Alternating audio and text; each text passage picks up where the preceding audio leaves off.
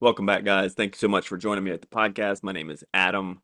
I am a functional nutritionist, pastor, and a personal trainer. Really just focusing on helping people who are in the nonprofit space or ministry, per se, to try and either find their health or continue to flourish in their health. Because we know if you're going to try to, use your life to help other people, the goal should be to keep your life as long as possible so you continue to do the good work you feel God's called you to do. So, unfortunately, we have a rash of people who are neglecting their health, thinking that they're doing the best thing they can by serving others. But honestly, if you're just serving others but not taking care of your health, you're kind of only, you know, you're kind of only taking care of one side of the problem here. Okay, so if that's you and you would like help with that, please just reach out to me. My name is Adam. Obviously, you can hit us up on Instagram, message me there, or you can email me at adam@adambraud.com. One thing I do want you to know about that's going on right now is if you go to my webpage and you enter in, like if you just go to my webpage, adambraud.com, there'll be a little message box pops up. Put your email in there. You're going to get a free faith and fitness starter pack that's got, honestly, a lot of value for nothing, for zero. Okay, all it takes is your email address. There's a 10-part video series teaching you about the basics of integrating faith and fitness together, sleep, habits, all this other stuff. And then we've got a free program in there for those who want to, grow their arms. We got another one, a full nutrition guide on how to eat, how to sleep, how to live, blah, blah, blah, blah. All these things to take care of yourself. There's a few chapters of my book that's free. Literally, it is a lot of information, a lot of value add for nothing. So please take advantage of that while you can. Thank you so much again for joining us. Today, I want to talk about something that is probably not the easiest thing to talk about, but probably one of the most important things when it comes to taking care of our health. Um, and one, I don't know anything else to name this, but it's more of just a success game plan, a game plan towards being successful in this approach. And this is having a game plan for you know, succeeding in your health or whatever endeavor you're trying to be a part of or grow in is obviously a huge topic. And this is just going to be one piece of that topic. Now, none of these ideas are original to me. None of this information is even original to me. You can find it all over the internet. You just have to be able to put it all into one place and make it coherent. Okay. So, um, I'd like to jump into it. Just kind of a keys to life change and adopting healthy habits. Okay, and this is going to be the first installment. We're going to try to go through some of this as more depth as we continue through the podcast series.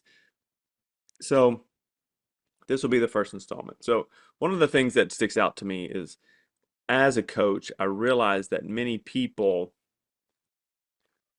see the need to start on some type of life change program, whether it's just say for our purposes in this conversation, it's because they need to lose weight or they realize like, hey, I just don't move as well as I used to, Um, my parents were here and they were just here visiting us and they're getting older and they don't move like they used to, like those things are obvious and many times those things are wake up calls for people and it cues them into the idea that hey, maybe some changes need to be made. Unfortunately, change is not the easiest thing to make because for some reason, most of us as humans have this innate aversion to change. And, but it's telling that so many people jump on this journey and roughly 80% or more fail. I think the number is actually higher. I'm being conservative. 80% of people who try diet and lifestyle interventions fail and just revert back, and of the, let's say 20% that do succeed in some way, 80 plus percent of those revert back to old habits and lose the progress they made. Okay. So we're talking about the vast majority of people who go down this road of trying to change their lives for the better. And this is why it can be discouraging. I mean, I talk to people all the time. And one of the things, uh, like if you follow me on social media, which I hope you do. Please give us a follow because you know what? My goal is to try to have fun, but also to be informative, to encourage people. You're not going to see me hardly ever, if ever, getting into the comments and arguing about particular points of nuance and things like that. You're just not going to see me do that. One, because it's unfruitful, and many times the people who are trying to do that are just trying to be right. I'm not trying to be right, I'm trying to be helpful. Okay? So, um, you can be right and still be wrong at the same time. Um, so my point is give us a follow because we're trying really hard to encourage people. And the reason why we're trying so hard to encourage people is because so many people fail at this. So many people see the need, want to embrace the change, and just fail. And it's either because they don't know what's going on, or they don't have the right information. There's a lot of reasons, but I'm going to try to get into probably what the main reason is for most people. Okay, now most people do fail at this. The question is why. And if you asked people why, or search why most people fail, you're going to come up with a few, you know, common reasons. Unrealistic expectations. Many expect rapid change and dramatic weight loss, uh, which can lead to disappointment and abandonment of the strategy which they've chosen, right? Many people, they fail because they have unrealistic expectations. Listen, let me just tell you, ma'am, Sally from Stratford, if you are in your 30s now and you've got multiple children, you're not going to look like you're 18 again. Your body literally is not an 18-year-old body anymore.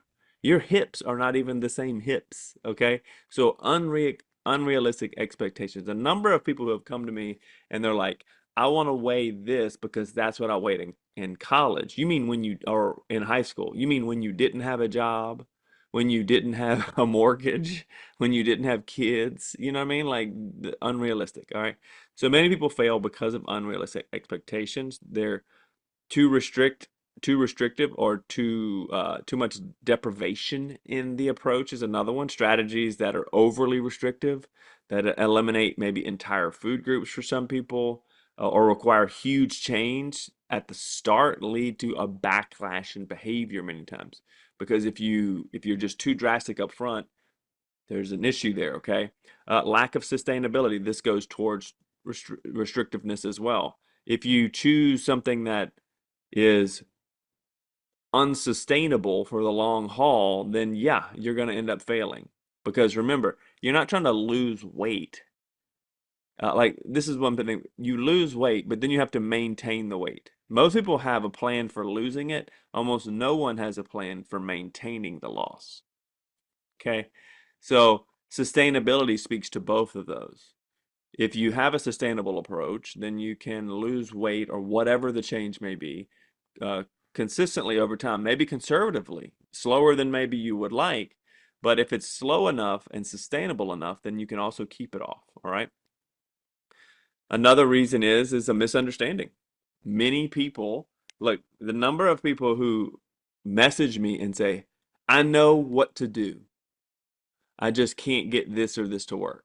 Well, obviously you don't know what to do, right? It's funny how religion, politics, and health are the three things that everyone knows everything about, but they're also the three things that you can get a doctorate in.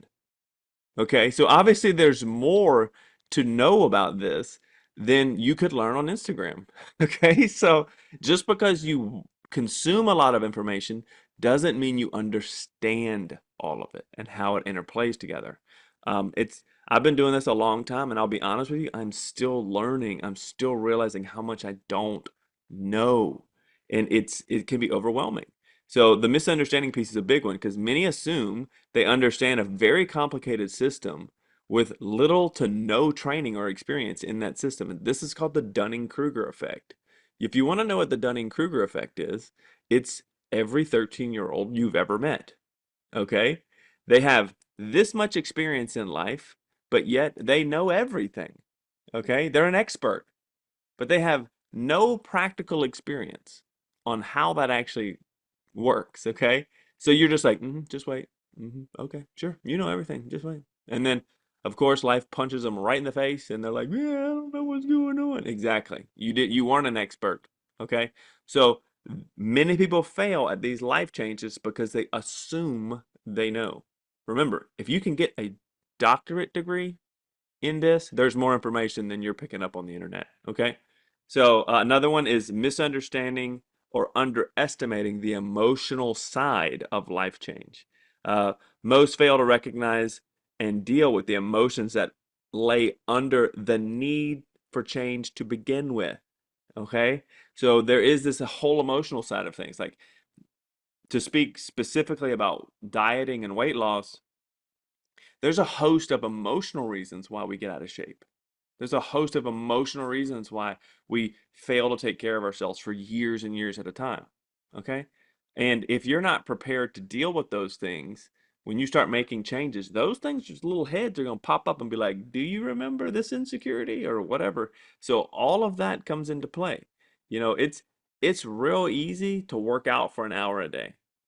It's even easy to try to eat better and pretty much eat better. It's hard to deal with the emotions around all of it. That part's the hardest part for most people. Another thing is lack of individualization is people pick a plan that they saw on Pinterest. You know what I mean? Like Chat GPT just generated something and it's supposed to fit everybody. You're an individual. Sometimes individuals need individual care. All right? So there's a host of reasons why people fail at this life change thing. And when it comes to diet, it's always hilarious. Like if you ask people why they're failing, let's say at weight loss is the easiest one to talk about because let's face it, um, over 40% of Americans are obese. Another 30% are overweight. Uh, I think it's 93% roughly of Americans have some form of metabolic dysfunction. So weight and body are easy to talk about because we're all confronted with it all the time. We try to act like we don't see it. We try to act like if you say something, it's fat phobic. It's not fat phobic to to to call a spade a spade. You know what I'm saying? If you're overweight, you're overweight.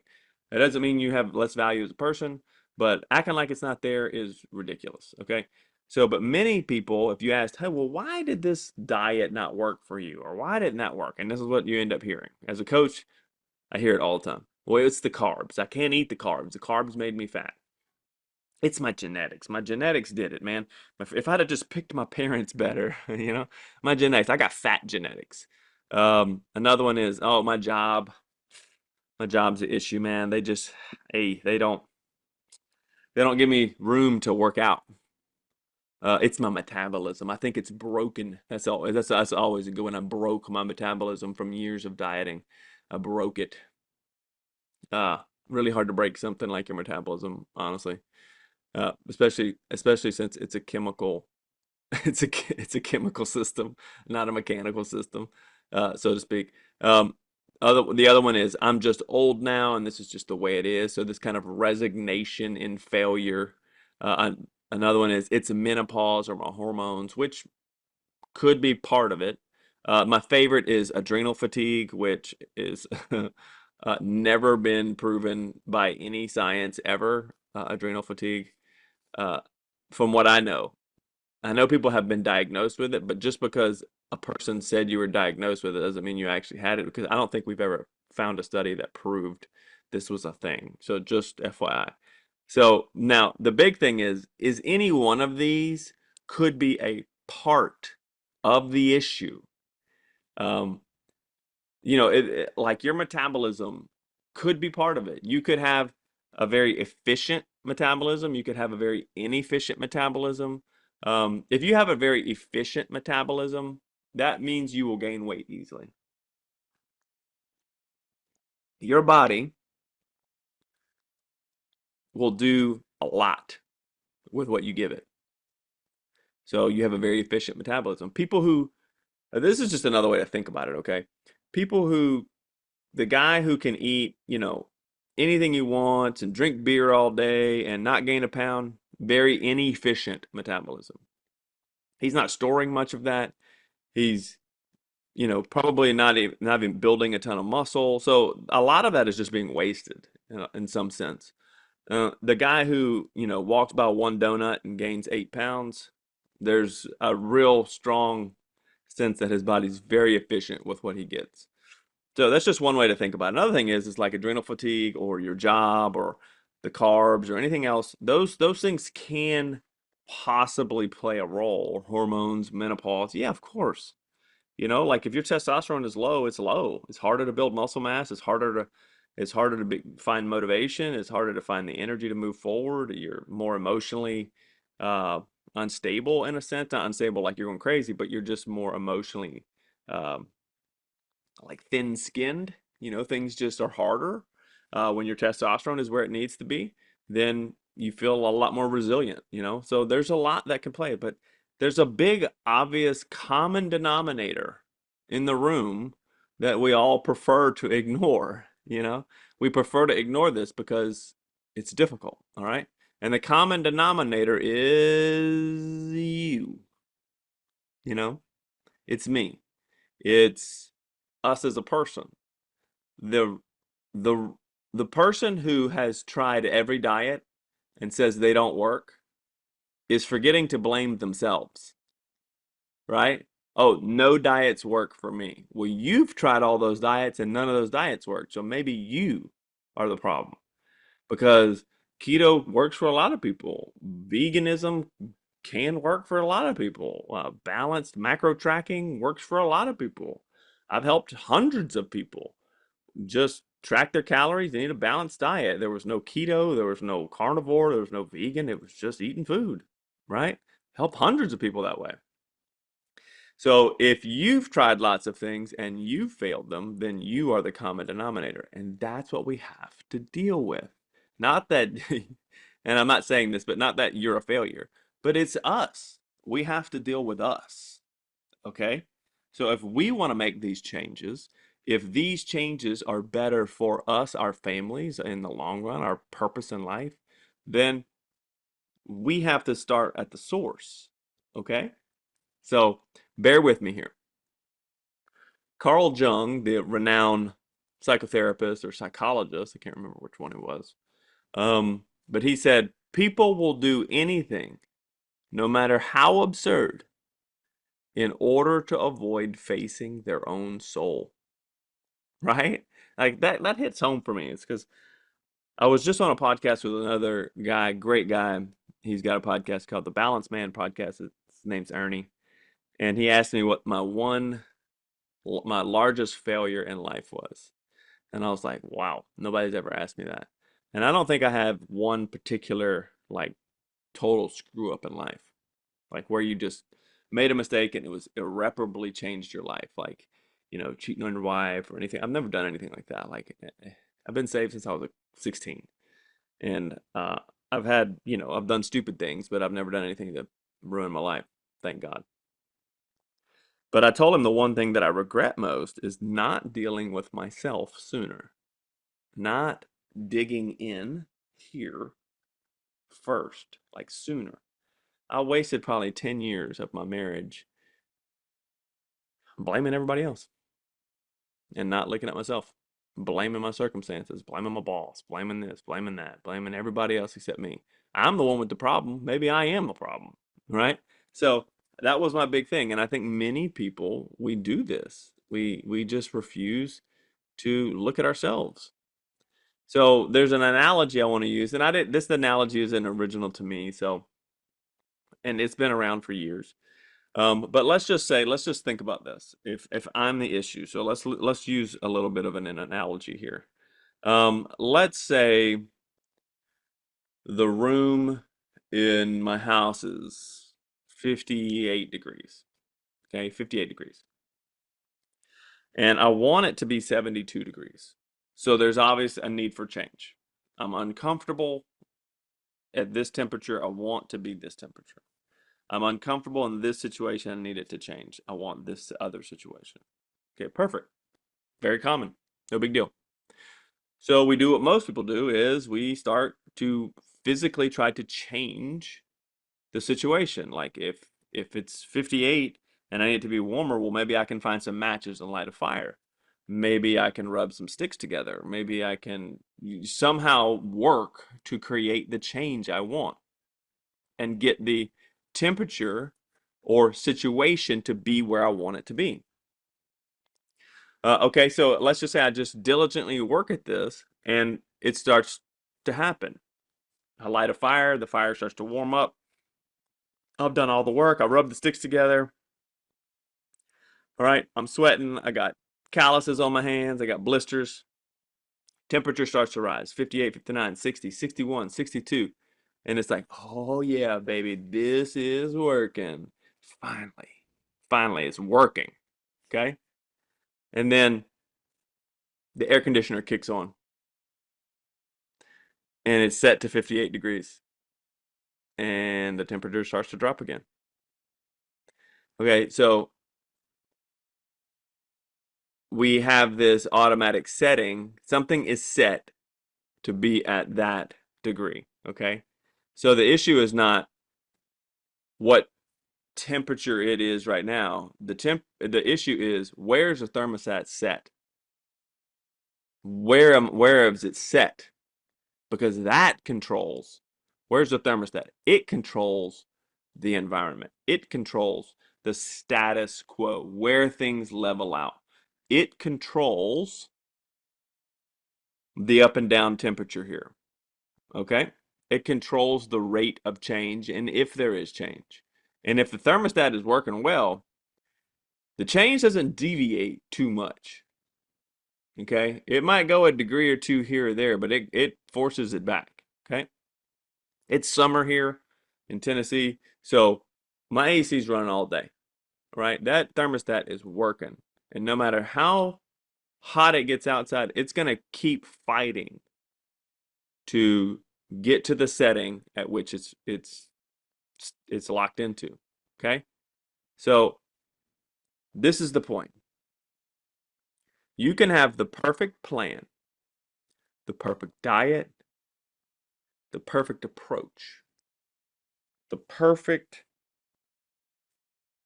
amount of knowledge, the perfect gym membership, the perfect, desire and, I don't know, vision board for who you're gonna be. But if who you are or who you see yourself as is at odds with what you are trying to do, you will always reset to the previous settings. Okay? Behavior always aligns with who we believe we are, not who we wish we were. Okay? You will continue to be and always be who you see yourself to be. Okay? Behavior that is incongruent or at odds with your self-identity will not last. And I'm not talking about what we call identifying today. Okay? It don't even get me started. If you identify as a puppy, it doesn't matter. Okay? None of that. That's not what I mean. I mean not who you say you are in your mind, but who you actually see yourself as. Okay? Willpower and identity. Willpower will never outlast your identity. This is why so many diets fail. If let's just, for example, let's just give an example. If it takes you doing cardio for 1 hour every day to remain at the weight or clothing size you want to see, great. The question is, can you do that for the rest of your life?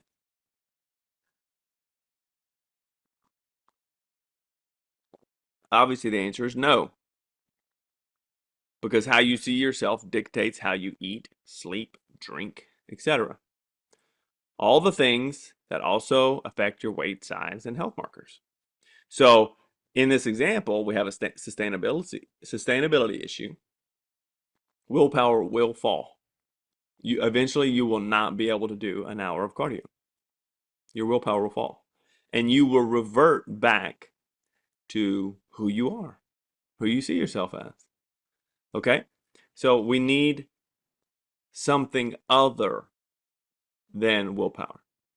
So what we have is many people, and you see this a lot, and I see this a lot in the comments in like social media posts and things like that, is that people really want information. They want to know what to do. They want to know the number one thing supplement to take. They want to know, should I have fruit for my pre-workout or something else? Are grains okay? Everybody wants information. And they think information gets results because knowledge is power, right? Sure, information is great. Having right information is even better, right?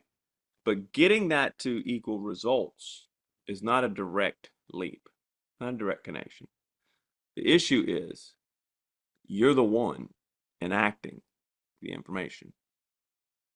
You're the one using the information, or are supposed to be. Okay? So the key is your personal why, the who you are, the parts of you that are going to make this information usable. Okay? The question you need to ask yourself, this is like an identifying statement, is I am the kind of person who does what?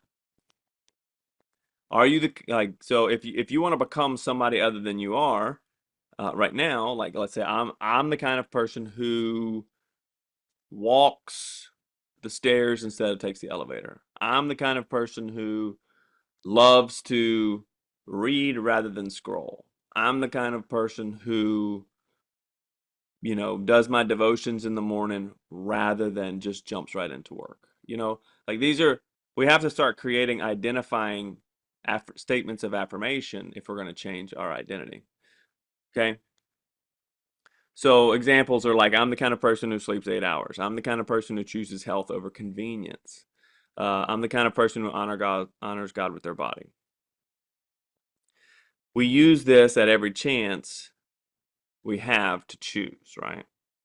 I heard of a lady, I think it's in James Clear's book, Atomic Habits. He talked about a lady who she lost, I don't know, like 100 pounds or something by simply asking herself the question, what would a fit person do? Every time she had to make a choice during the day, she just asked herself, what would a fit person do? So instead of taking an Uber, I think she was in like New York or something, instead of taking an Uber, she walked. Instead of taking the elevator, she took the stairs. Instead of ordering the venti frappuccino with chocolate chips, she just got a regular old coffee. You know what I mean? Or whatever. So, what would a fit person do? That's a good thing to do. And what happened is eventually, through asking herself that hundreds of times and making hundreds of decisions, she became the fit person, right? She changed her identity. So we have to bridge that gap between your current identity and your new identity. We have to find a way to bridge that. And those statements of affirmation can help. Okay? But before we can close the gap between your current identity and your new identity, we need to clearly define what we're trying to change. Okay? We're trying to move away from some things and towards other things. Maybe, for instance, and this is where I ask people to make a list. If this is you, I would say make a list. Uh, you want to let's just, for example, you want to move away from being obese and overweight, or move away from sickness or complacency, procrastination, depression, anxiety, low libido, for vitality, more vitality. Um, we're going to move away from um, not valuing ourselves and not valuing the call of God in our life with our health. Move away from laziness or self sabotaging my health through my own actions, and moving towards like better body composition, new level of health, vitality, health, energy, feeling confident in your own body and in your own skin, uh, moving towards faith that God's called you to do something and you need to be around and healthy for it, right? So we need to make these lists. So I would encourage you, if you're listening and this is something that you struggle with, start getting really clear on what the new identity is. What are those statements of affirmation? And what are the things we're moving away from, and what are the things we're moving towards, right? Measurable things, okay? Then we have to get crystal clear on what we are moving away from and what we're moving towards. We did that. We can only work on an issue if we can name it and identify it. Yeah, it's hard to name and identify emotions. Like I don't work on, I want to work towards not being angry. That's a little different. You know what I mean? That takes a little bit more internal work too, maybe a counselor. Um, so I would say create a list for both. Be specific, be detailed. Um, you can also be like extremely detailed, like some people do, like give examples, like my current weight and waist in inches. Like maybe you're 180 pounds with a 38-inch waist and 25% body fat. I don't know. Um, with blood pressure, high blood pressure, A1C of pre-diabetic, and testosterone in the tank. Maybe put those numbers down. We want to move towards things that are actually tangible. So the big thing that I find is super helpful with change is don't leave the change that you want to make. Don't let it be nebulous out here in the ether and it's just a feeling and a thought in your head. Be specific. If you really want to see your body change, like if I wanted my shoulders to grow, I wouldn't wish for my shoulders to grow. I would literally say, I know from doing this for so long, I know what exercise target my shoulders. And if I didn't know, I would find out. And then I would find out, okay, I have the exercises. What do I need to do with those exercises to make my shoulders grow? Well, then I'll find out that it's volume, which is just the amount of work done in those exercises is important. Okay. Quality and total time under tension. Okay, great. Well, those are all hard numbers. So let me write that down. And then I'm going to work to slowly increase my total volume per week for my shoulders with these exercises. And then I can measure my shoulders. Very tangible, right? So it's like physical. I'm not saying I'm waiting. I'm going to continue to do random stuff. I'm going to continue to do random boot camp classes and hope that my shoulders get bigger. Good luck. You know what I mean? Like it sounds like, the Big Bang Theory. Like they're like, we can explain everything if it just give us one miracle. It's, like you might get a miracle, but chances are, organization is not going to come out of chaos. So you just having a chaotic approach is not going to bring the exact thing you want necessarily. Okay, so be specific. Um, and then I would say try to have a top thing that you would like to see changed. If it is your body composition, make it your body composition. That's totally fine, right? But the big thing is let's just be specific about what we need. And then we want to use our above affirmation statements to reinforce those things on the list. I am the kind of person who's going to get their weight down. I am the kind of person who's going to have normal blood pressure. I am the kind of person who's going to change their life in a way to live longer, to be with my kids. I am the kind of person who's going to find purpose and support that purpose in my health. I am blah, blah, blah. We write these down. And then I recommend for people that if you can write them down, put them in a journal or notebook, and then repeat them every time you do your devotions. And then we also pray for grace to make the changes needed, right? The Bible says the Holy Spirit is the comforter, the counselor, your helper. He's there to help. And you think God doesn't want health for you? You think God doesn't want these positive changes for you? Of course he does. If it's going to make you thrive and make you more engaged in his kingdom and more engaged with your family and make you more productive and let's just be honest, for some of us, less of a slug on the couch and mad at your kids and wondering why they need so much attention. You know what I mean? Like because you're just tired from work and because you're overweight and you're out of shape. Um, that's not their fault. That's your fault. So we need to work on asking the Holy Spirit to help us because he wants to. I actually had somebody text me just This morning they said, I prayed this morning that God would help me make these changes. And I love that.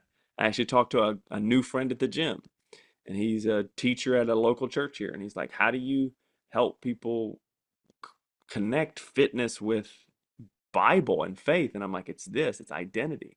It's about who you are. Sorry, there's a fly here.